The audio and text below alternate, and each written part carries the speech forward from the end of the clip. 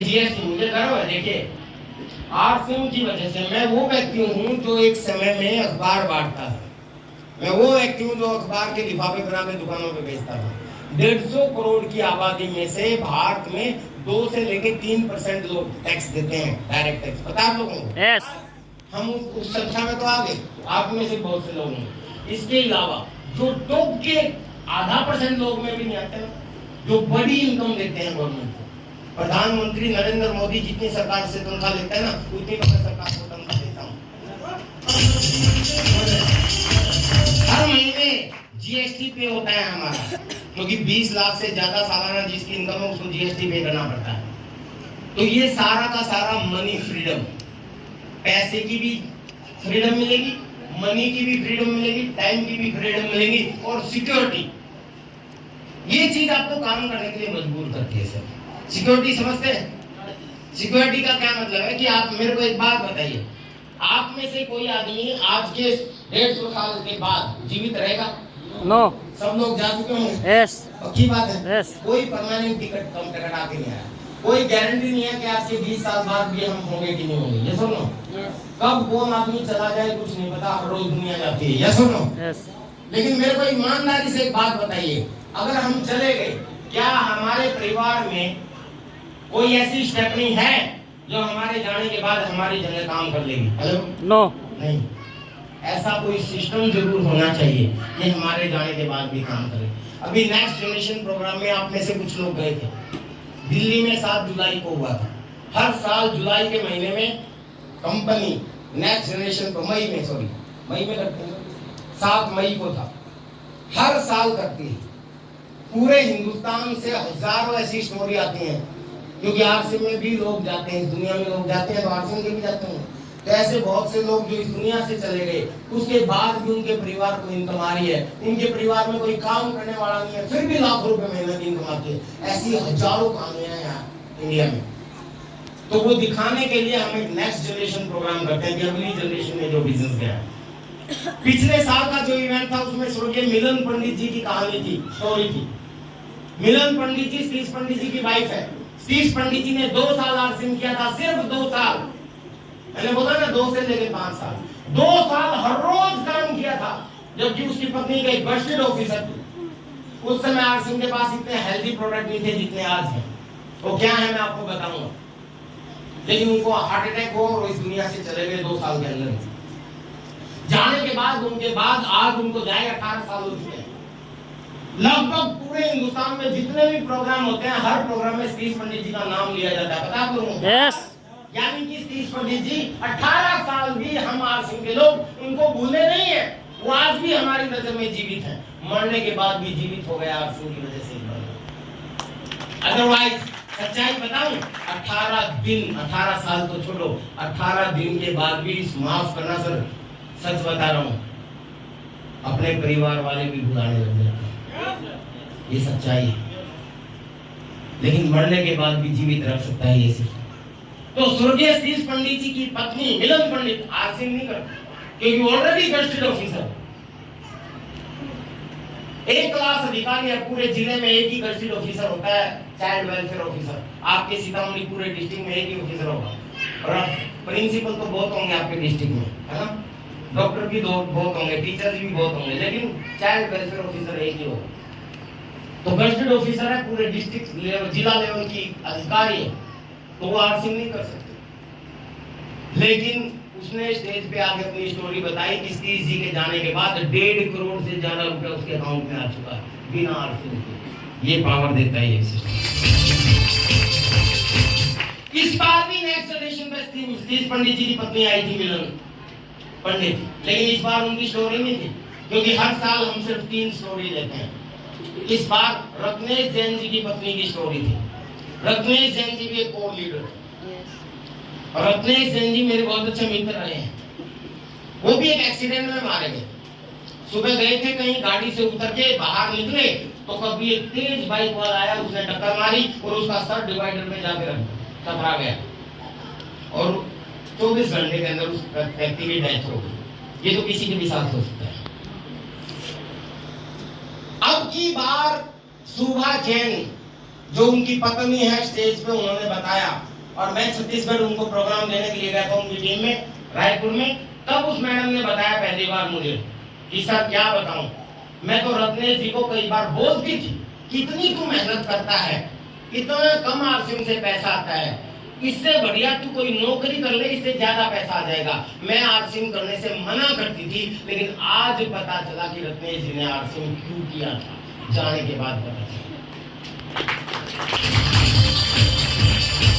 Time कोई व्यक्ति RCM में संघर्ष कर रहा होता है इनिशियल स्टेज पे, तो उसको कम पैसा आता है, उससे ज्यादा पैसा वो प्राइवेट जॉब करके कमा सकता है, ऐसा लगता है शुरू में। ये सुनो, जो आरसीएम में 500 रुपए, 5000 रुपए और 15,000 रुपए कमाना आसानी से नहीं आता, टाइम लगता है, क्योंकि नींव भरनी पड़ती है पहले। ये सुनो, बुर्ज खलीफा दुनिया की सबसे ऊंची इमारत है, नींव भरने में कई साल लगे थे, मंजिल बनने में इतने साल नहीं लगे, पता है तुमको?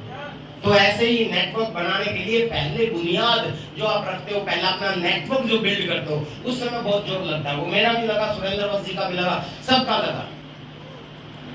स्टार्टिंग में मेहनत लगती है, और जिस समय मेहनत करते हैं और हमारे को जब कम पैसा आता है, तब हमारे परिवार वाले कई बार ऐसी चीज बोलते हैं कि यार इससे बढ़िया कोई नौकरी कर ले, नौकरी से आसानी से 10-20 हजार रुपए आ जाएंगे। यस, ये सच।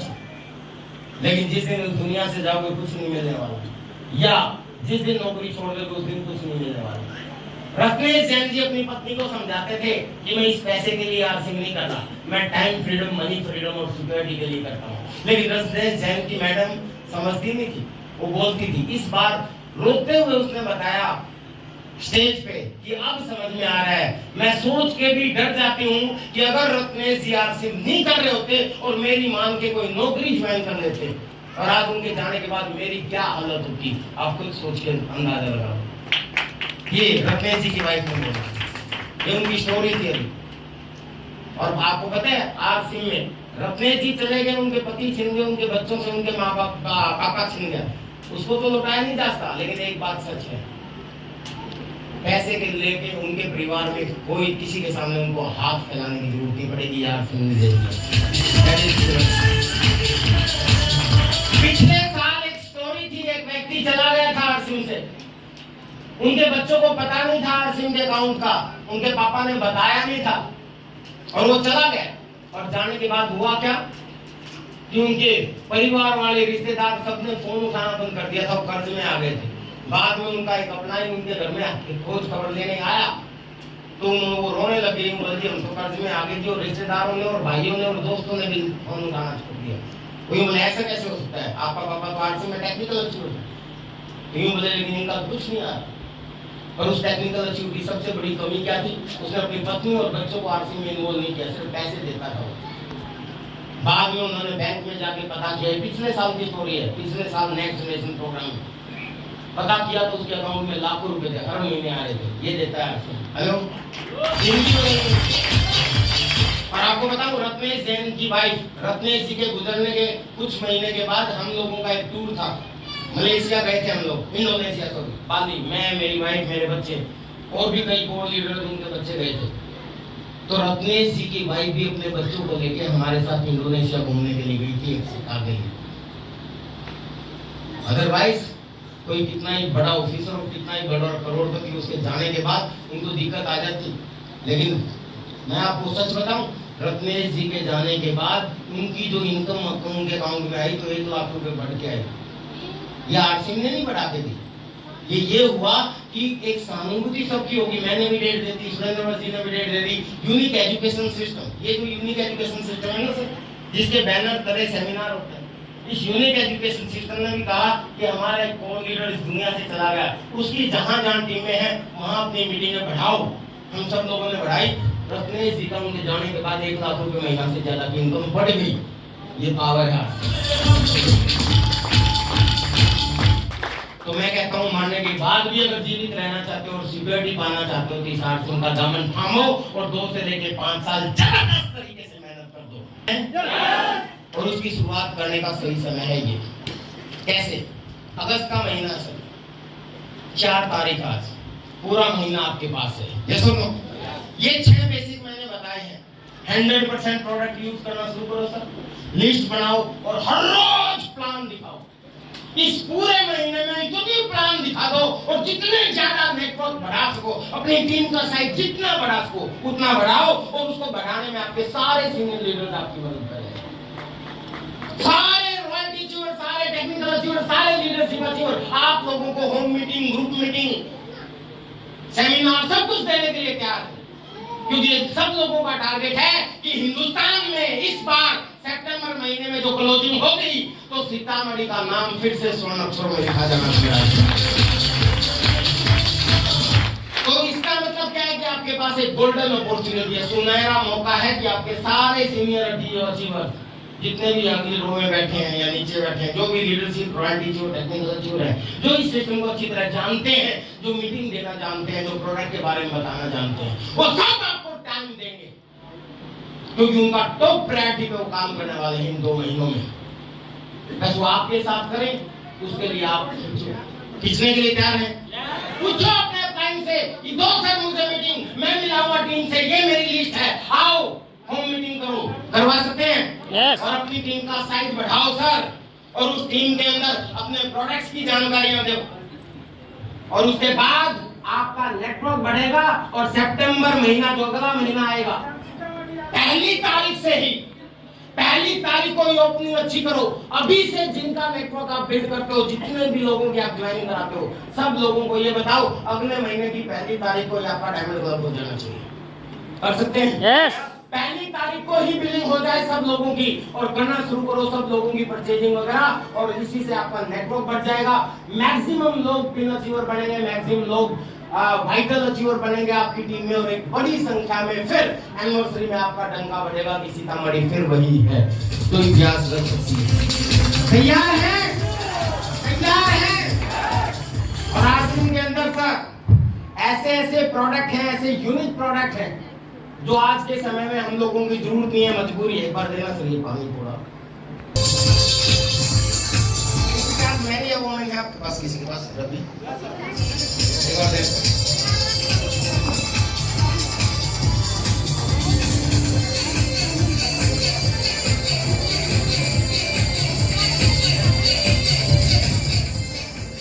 मैं आपको एक चीज बताता हूँ, मैंने बोला है कि जो करते हैं अपने बीवी बच्चों से प्यार, वो नहीं कर सकते आरसी से।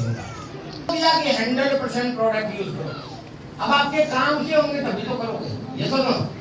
अगर मैं कह दूं कि आरसी में हवाई जहाज है, हर आदमी खरीदो, तो खरीद लोगे क्या? नो। हेलो। लेकिन मैं कहूं कि आरसी में नमक है, तो हर आदमी खरीद सकते हैं? yes. और मैंने आपको बोला था, आप सब लोग जानते हैं, पहला फायदा क्या था? Original product. दूसरा फायदा क्या था? हेल्थ। तीसरा फायदा क्या था? 10 से लेके 30% छूट, एवरेज में 20%। चौथा फायदा क्या था? 2 से लेके 45% आपके अकाउंट में वापस। पांचवा फायदा क्या था?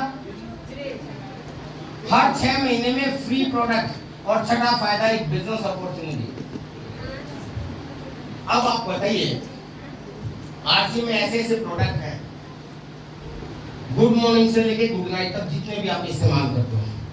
गुड मॉर्निंग पे क्या इस्तेमाल करते हो? टूथपेस्ट करते हो, ब्रश करते हो, फेस वॉश करते हो, मुंह धोते हो, साबुन करते हो, शैम्पू इस्तेमाल करते हो, शर्ट इस्तेमाल करते हो, वॉशिंग पाउडर इस्तेमाल करते हो, क्रीम लगाते हो, शेविंग क्रीम लगाते हो, रेजर लगाते हो, चाय पीते हो, कॉफी पीते हो, हल्दी खाते हो, नमक खाते हो, नमकीन खाते हो, बिस्किट खाते हो, वगैरह वगैरह जो भी आप करते हो सुबह, वो सब आरसी में है, यूज कर सकते हैं। yes. तो गुड मॉर्निंग से लेके गुड नाइट तक जितने भी प्रोडक्ट है, ऊपर से लेके नीचे तक, अंदर से लेके बाहर तक जितने भी इस्तेमाल करते हो सब प्रोडक्ट है। आरसीएम के पास किचन में जितने भी प्रोडक्ट्स होते हैं, हल्दी, नमक, मिर्च, मसाला, आटा, तेल, दाल, चावल, नमक वगैरह, ईच एंड एवरीथिंग भी है। बाथरूम में आप जाओगे तो बाथरूम में जितने भी प्रोडक्ट इस्तेमाल होते हैं वो सारे हैं।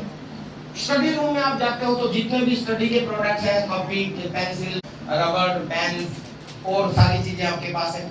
इसके बाद अगर आप ट्रैवलिंग पे जाओगे तो बैग, एस्ट्रेप का वो आपके पास है, बेडशीट वगैरह, टॉवल, मोजे वगैरह पे जाओगे ये है। अगर लेडीज के प्रोडक्ट पे जाओगे तो क्रीम, पाउडर, लिपस्टिक, मस्कारा वगैरह ईच एंड एवरीथिंग भी है। इसके बाद न्यूट्रिशन पे जाओगे तो दुनिया के सबसे सस्ते और सबसे बढ़िया न्यूट्रिशन, समझ रहे हैं?